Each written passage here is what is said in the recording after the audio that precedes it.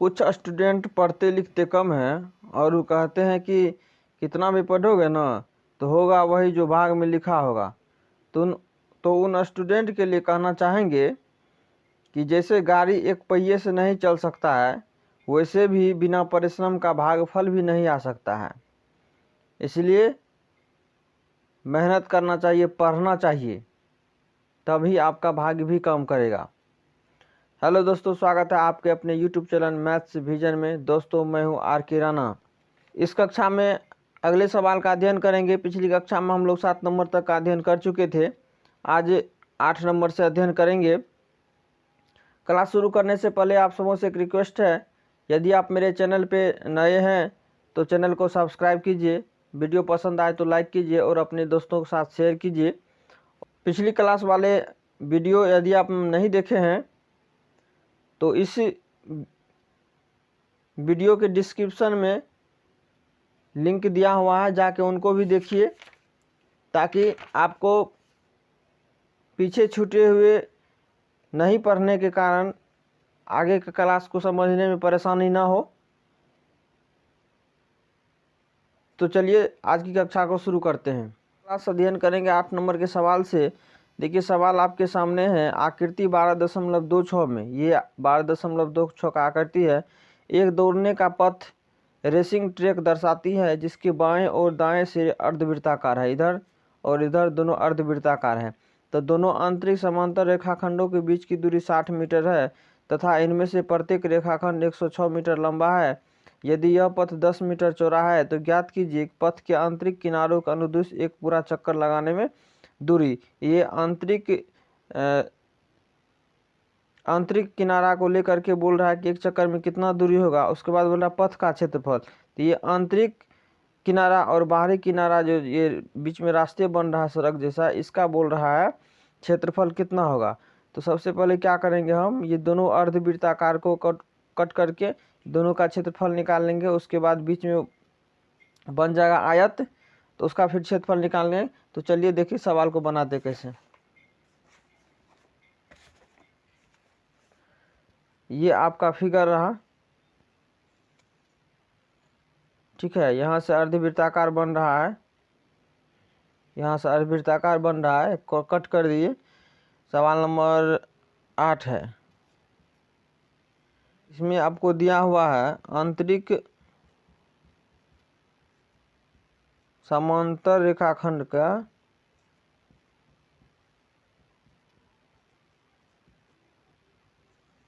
Figure इस प्रकार से बनेगा।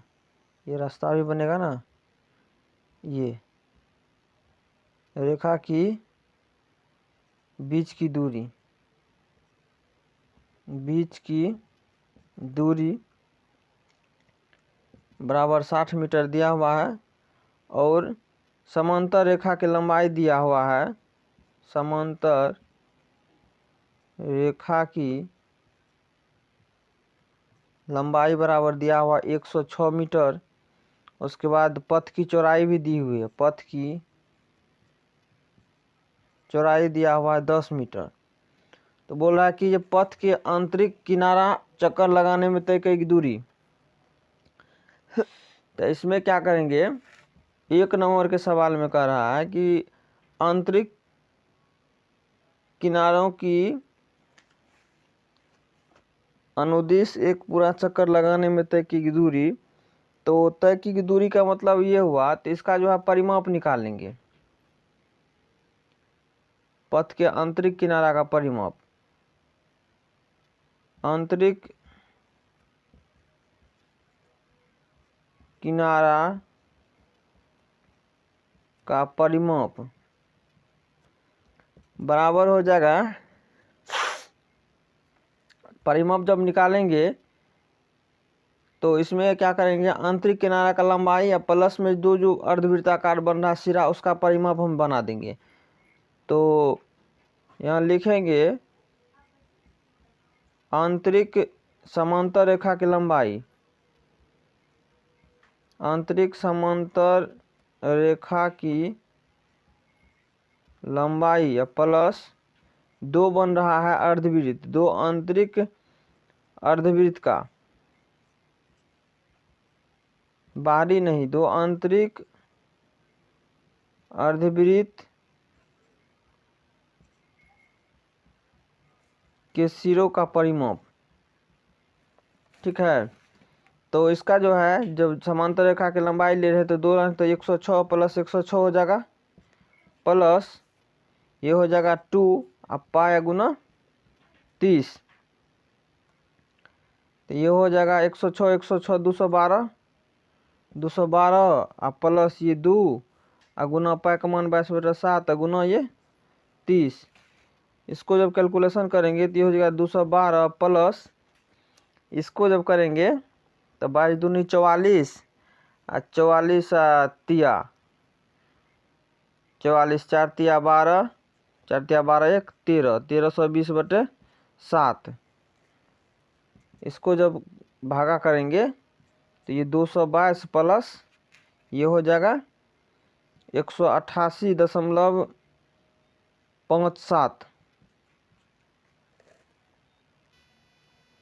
इस दोनों को जब जोड़ेंगे 212 प्लस 188.57, इन दोनों को जब जोड़ेंगे तो ये हो जाएगा 8 2 10 के 0 हासिल 1 8 2 10 के 0 हासिल 1 8 1 9 1 10 के 0 हासिल 1 2 1 3 1 4, तो 400.57 सेंटीमीटर। ये हो गया आपको 1 नंबर का आंसर, आंतरिक किनारे का चक्कर लगाने की ये दूरी हो गया। अब दूसरे नंबर सवाल में कह रहा है कि पथ का क्षेत्रफल निकालने के लिए, तो पथ का क्षेत्रफल निकालने में क्या करेंगे, पथ का क्षेत्रफल तनिटा का फिगर यहाँ पे बना देते हैं आप सबों के लिए। ये बन रहा है ये, अब बोल रहा है इसका क्षेत्रफल निकालिए, पथ का क्षेत्रफल निकालने के लिए। तो पथ का क्षेत्रफल में क्या करेंगे, पहले सबसे पहले तो यहाँ पे अर्धवृत्त को यदि हम काट देते हैं तो यहाँ पे आयत बन रहा है, तो आयत का क्षेत्रफल और प्लस छोटा ये आयत, ये रास्ता हुआ ना, तो एक आयत ये बन रहा और एक आयत ये बन रहा है, इसका क्षेत्रफल और प्लस में ये दोनों अर्धवृत्त का क्षेत्रफल। ठीक है, तो चलिए बनाते हैं पथ का क्षेत्रफल बराबर रास्ते के दोनों आयत का क्षेत्रफल प्लस 2 इंटू 40 सेंटीमीटर वाले अर्धवृत्त का क्षेत्रफल माइनस 30 सेंटीमीटर वाले अर्धवृत्त का क्षेत्रफल। अब हो गया यहाँ से रास्ते के दोनों आयत का क्षेत्रफल प्लस, तो रास्ते का दोनों आयत का क्षेत्रफल जब करेंगे तो 106 गुना 10 प्लस 106 गुना 10 दोनों आयत का क्षेत्रफल हो गया, प्लस 2 ये हो जाएगा हाफ पाई 40 का स्क्वायर माइनस, रुकिए जरा सा इसको छोटा छोटा लिखना पड़ेगा तो एक ही लाइन में हो जाएगा। ये हो जाएगा यहाँ से देखिए 106 गुना 10 अब प्लस 106 गुना 10, ये होगा दोनों आयत का क्षेत्रफल। अब जो यहाँ पे 2, चूँकि 2 को वृत्त बन रहा है तो 2 हाफ पाई आर स्क्वायर, तो आर का मान है कितना 40 का स्क्वायर माइनस हाफ पाई 30 का स्क्वायर 30 का स्क्वायर। अब इसको गुना करेंगे 106 गुना 10 तो 1060 और ये 1060, तो 1060 प्लस 1060। ठीक है,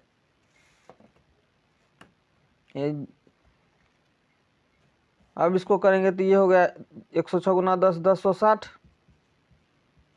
ये भी हो गया 1060 प्लस ये जो है ये दोनों में से हाफ कॉमन ले लेंगे तो ये हाफ हाफ कट जाएगा, तो बच गया ये यहाँ पे पाई, ये जो है यहाँ से कॉमन निकालेंगे 2 और गुना ये हाफ दोनों में निकाल लेंगे, ये कट जाएगा, यहाँ बच जाएगा पाई और 40 स्क्वायर है 40 नहीं दोनों पाई है तो पाई भी ले लेते हैं कॉमन पाई, ये हो गया आपको 40 का स्क्वायर और माइनस 30 का स्क्वायर, ठीक। तो 1060 प्लस 1060 कितना हो गया 2120, प्लस ये 2 कट गया, कैंसिल हो गया, बच गया यहाँ पे पाई का मान 7, 22/7। ये हो गया आपको ए स्क्वायर प्लस ए स्क्वायर माइनस बी स्क्वायर का सूत्र, ए प्लस बी इंटू ए माइनस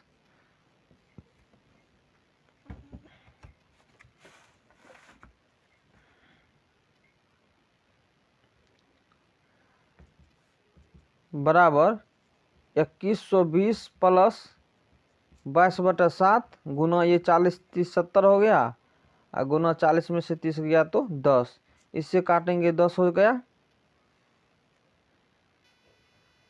तो ये आ गया था आपको 2120 प्लस 22 गुने 7 से काटे से 10 और यहाँ पे 10। तो ये हो गया आपको 2120 प्लस 22 गुना 100 करेंगे तो 22, ये 10 दिन 100 हुआ, तो डबल जीरो बैठा देंगे। इसको जोड़ने के बाद हुआ आपको 0 2 2 1 3 और 2 2 4, 4320 मीटर स्क्वायर। ये होगा आपका पथ का क्षेत्रफल। ये 2 नंबर का आंसर हो गया। अगला सवाल देखेंगे 9 नंबर का। कहा कि आकृति 12.27 में ये आकृति रहा आपका ए बी और सी डी केंद्र ओ वाले एक वृत्त के 2 परस्पर लंब व्यास तथा ओ डी छोटे वृत्त का व्यास है। यदि ओ ए 7 सेंटीमीटर है तो छायांकित भाग का क्षेत्रफल ज्ञात करें। तो चलिए फिगर बनाते हैं और छायांकित भाग का क्षेत्रफल निकालते हैं। ये आपका हो गया फिगर।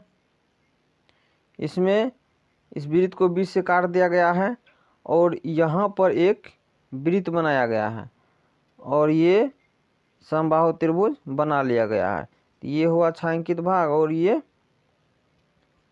छायांकित भाग है। इसका बोल रहा है क्षेत्रफल निकालने के लिए। तो इसमें क्या करेंगे, सबसे पहले लिखते हैं कि दिया हुआ क्या सब है। 9 नंबर का सवाल है ना, 9 नंबर का। तो आपके पास दिया यहाँ था ए ओ बी, यहाँ सी डी। तो दिया हुआ है आपके पास ओ ए बराबर 7 सेंटीमीटर, ओ ए बराबर 7 सेंटीमीटर। तो ए बी बराबर ओ ए बराबर जब दिया हुआ 7 सेंटीमीटर तो ए बी बराबर पूरे का हो जाएगा 14 सेंटीमीटर, ठीक है। तो ओ सी बराबर कितना हो जाएगा, ओ सी बराबर हो जाएगा, त्रिज्या है तो ओ सी बराबर कितना हो जाएगा, ओ ए दिया हुआ है तो 7 सेंटीमीटर, ठीक। अब इस त्रिभुज का क्षेत्रफल निकाल लेंगे। ये जो त्रिभुज बन रहा है हाफ गुना आधार गुना ऊंचाई से, ये त्रिज्या ऊंचाई हुआ ना, ये आधार हुआ ना ए बी। तो त्रिभुज ए बी सी का क्षेत्रफल बराबर हाफ गुना ए बी आधार हुआ, ऊंचाई हो गया ओ सी, तो 1/2 गुना ए बी हो गया 14, ओ सी 7। इसको 2 से कैंसिल कर देंगे, 2 से 14, तो 7 गुना 7 करेंगे तो 49 सेंटीमीटर स्क्वायर। ये आपका त्रिभुज का क्षेत्रफल हो गया। अब जो है यहाँ पे एक छोटा वृत्त बन रहा है, यहाँ देखिए एक छोटा वृत्त बन रहा है, तो इसका क्षेत्रफल निकालेंगे। यहाँ पर एक छोटा वृत्त बन रहा है तो इसका क्षेत्रफल निकालेंगे। तो उस वृत्त के लिए त्रिज्या कितना हो जाएगा, तो ओ डी बराबर 7 सेंटीमीटर दिया हुआ है, तो ये व्यास हो गया। तो आर बराबर कितना हो जाएगा 7/2 सेंटीमीटर। तो छोटा वाला वृत्त का क्षेत्रफल जब निकालेंगे, लघु वृत्त का क्षेत्रफल बराबर पाई आर स्क्वायर।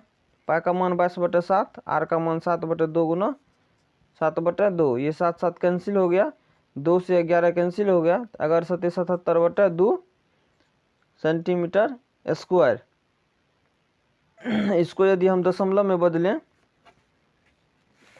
77/2 सेंटीमीटर स्क्वायर दशमलव में बदले तो ये हो जाएगा 38.5 सेंटीमीटर स्क्वायर। जो है पूरे दीर्घ वृत्त का निकालेंगे। छोटे वृत्त का क्षेत्रफल निकल गया, त्रिभुज का क्षेत्रफल निकल गया।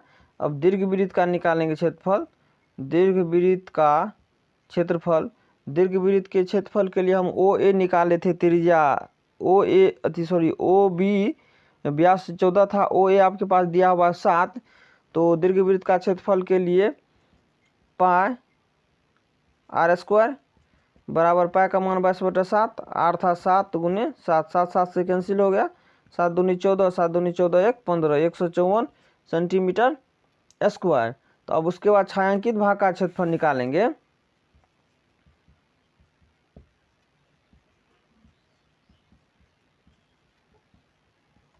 छायांकित भाग का क्षेत्रफल क्या करेंगे, दीर्घवृत्त का क्षेत्रफल जो निकला है, दीर्घवृत्त का क्षेत्रफल में से लघु वृत्त का प्लस में जो त्रिभुज का निकाले थे घटा देंगे, लघु वृत्त प्लस त्रिभुज का क्षेत्रफल दोनों घटा देंगे। तो दीर्घवृत्त का क्षेत्रफल कितना हुआ, 154 सेंटीमीटर स्क्वायर माइनस लघु वृत्त का क्षेत्रफल 38.5 निकला था और त्रिभुज का क्षेत्रफल 49 सेंटीमीटर स्क्वायर। ठीक, अब 154 अब माइनस इस दोनों को जब जोड़ेंगे तो ये हो जाएगा 9 8 17 के साथ हासिल 1 5 3 8, यहाँ 0.5। तो इसको घटाएंगे अब 154 में से, तो यहाँ से चलिए यहाँ पे घटा लेते हैं, 154.0 87.5, 10 में से 5 गया 5, यहाँ बचा 3 13 13 7 6, यहाँ बच गया 4 14, 14 में से 8 गया तो 6, 66.5 सेंटीमीटर स्क्वायर। ये हो गया आपका छायांकित भाग का क्षेत्रफल, 66.5 सेंटीमीटर होगा, ये आपका छायांकित भाग का क्षेत्रफल होगा। तो ये 9 नंबर सवाल भी कंप्लीट हुआ। एक बार पुनः आपसे स्वागत है। वीडियो कैसा लगा कमेंट में ज़रूर बताइएगा। यदि आपको किसी चीज़ की आवश्यकता हो, कोई सुधार की ज़रूरत हो, या आपको किसी टॉपिक पे अलग से वीडियो की आवश्यकता हो, तो आप कमेंट में ज़रूर बताइए कि सर ये वीडियो चाहिए। वीडियो पसंद आए तो लाइक कीजिए और कमेंट कीजिए। यदि चैनल पे नए हैं तो चैनल को सब्सक्राइब कीजिए। रहने देते हैं यहीं तक, फिर मिलते हैं अगले क्लास में, तब तक के लिए धन्यवाद।